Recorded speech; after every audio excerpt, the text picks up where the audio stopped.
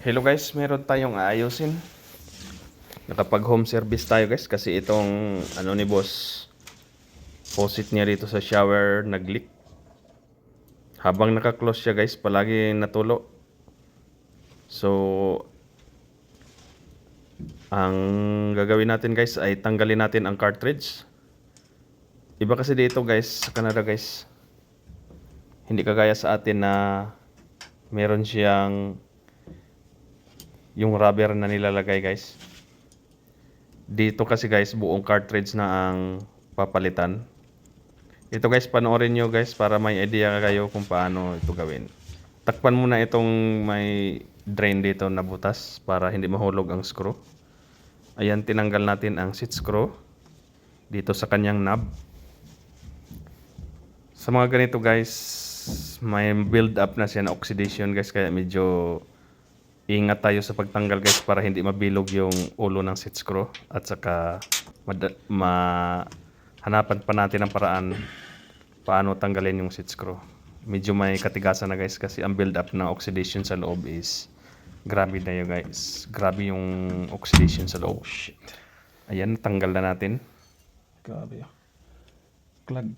At saka talagang napalibutan siya ng oxidation guys, yung kulay puti na ano sa tubig. Parang simento.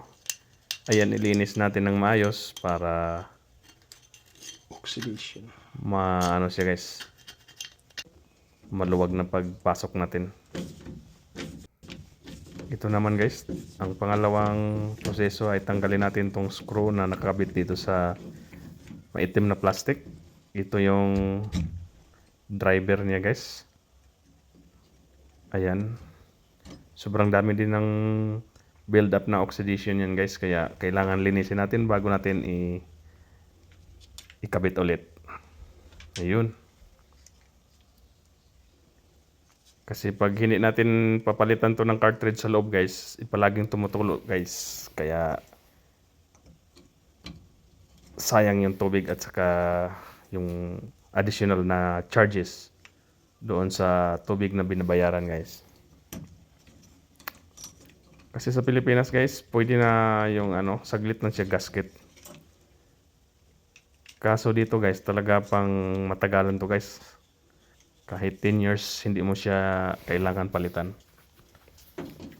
Ang brand pala nito guys ay Moen.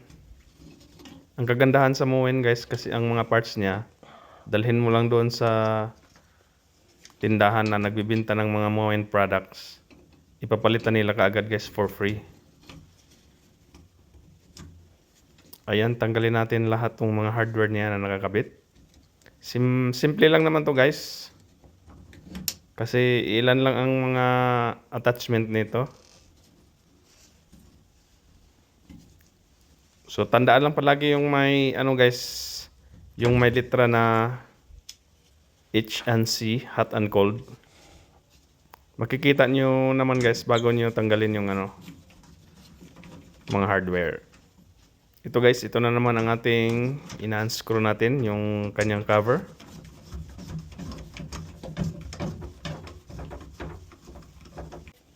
Ayan, tanggal na yung cover niya. Ito yung pinapasukan ng cartridge. Parang gasket niya guys. Ngayon kasi nag-leak na siya guys, tumutulo na. Sira na yung ano niya, cartridge. Ayan, may lock yun guys na parang pin. Clip siya. Tanggalin at saka ingatan na hindi mahulog guys, kasi pag nahulog yan hindi mo na matanggal, mahihirapan ka na. Hindi mo na siya makuha. Knock. Ayun. Ito ang medyo mahirap tanggalin guys kasi sobrang sikip na nito guys, doon gawa sa build up ng oxidation. Kaya gumamit tayo ng vice grip at saka talagang hinila natin palabas guys para matanggal yung cartridge. Kailangan lang ng pasensya guys at saka ingat sa pagtanggal para wala ibang masira. Kailangan kumpleto sa gamit guys para madali lang yung trabaho. Ayan, dahan-dahan na nating hinihila yung cartridge. Plastic siya guys na may guma sa paligid. Talagang sulit yung paggagawa guys kasi pang ano siya guys, yung pang matagalan. Ayun, natanggal na siya. Ito yung tinatawag lang cartridge guys. Dito siya pumapasok ang hot and cold water. Diyan mo siya nakokontrol. Ayun guys, ang gagawin yan pag natanggal na, dalhin lang sa dito kasi sa amin guys, sa Home Depot lang namin dinadala kasi ang Home Depot ang nagbibenta ng mga Moen products. Napakaganda ng ano nila guys kasi lifetime warranty yung mga parts.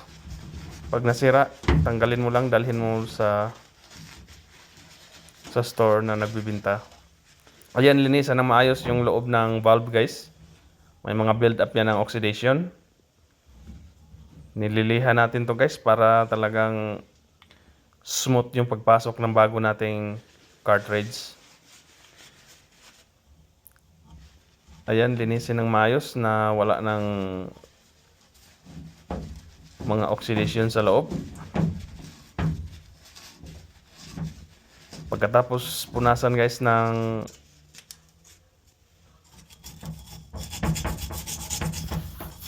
patuyuin siya guys bago iliha ng medyo malipis na liha guys. Ayan, hanggang sa malinis siya, free of oxidation.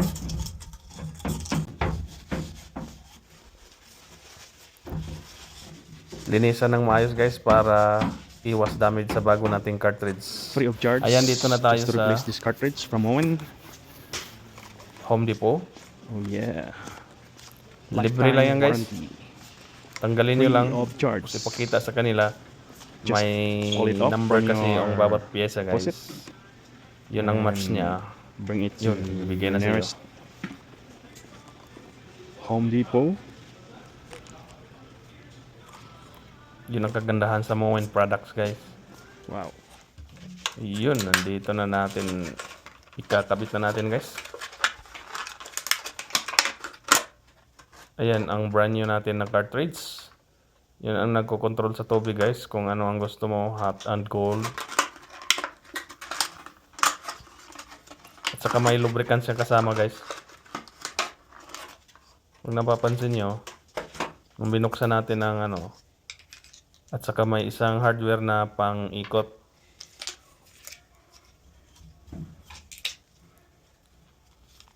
Ito guys, lagyan natin ng lubricants, parang oil siya guys na ilalagay dito sa cartridge para hindi mahirap ipasok.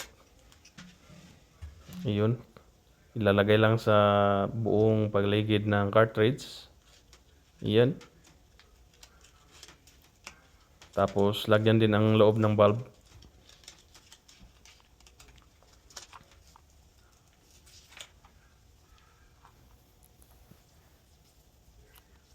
Apply sa buong paligid ng cartridge. Ayan. Tapos ipasok ng ano guys. Tingnan yung H&C na letra guys. Kailangan nasa taas siya. Nung nakaharap sa'yo guys, kailangan nasa taas yung H&C hot and cold na letra. Para pag nilagay ang knob guys, hindi baligtad. Ayun. Kung walang lubricants guys, talagang mahirap ipasok guys kasi napakasakit.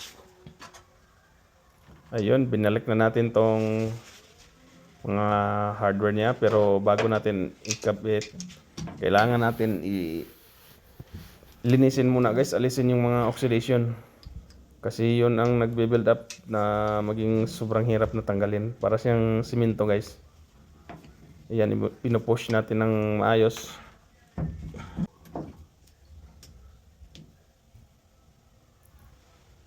Ito ang kagandahan ng Moen products guys kasi kahit anong pyesa niyan pag nawala or nasira, papalitan nila for free. Okay, nandito na tayo sa kalagitnaan guys. Almost done na yung ating pag-install. Binalik na natin tong cover plate. Kailangan masikip ang pagkalagay nito guys para yung tubig hindi papasok doon sa butas.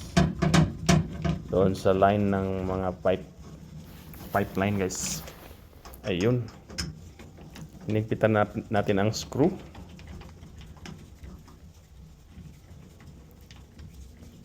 Kasi pag ipapagawa to sa mga contractor guys, sobrang mahal ng singil nila guys. Kailangan talaga ng konting tiyaga. Ito guys, ibabalik na natin ang pin, yung lock niya. Para siyang clip. Clip para hindi matanggal yung cartridge. Ayan, unti-unti nating binalik. Ito yung white na hardware niya na napuno na ng oxidation. Kailangan linisan natin bago natin ikabit para hindi siya magbi-build up ng sobrang dami ng oxidation. Ayun guys, binalik na natin guys. Ayun yung ano niya, pihitan. Para sa open and close ng faucet. At saka control natin kung gaano kainit yung gusto nating ilabas doon sa shower. Ayan guys, almost done na tayo. Konti na lang kulang guys. Ayan, hinigpit na natin. Binalik natin ang knob.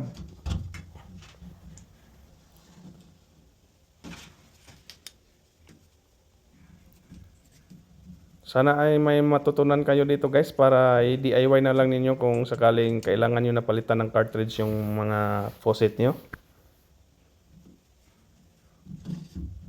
Moen products lang ang gamitin nyo guys para hindi kayo mahirapan magpalit. Ayun, sobrang smooth na ng ano natin. Ayan.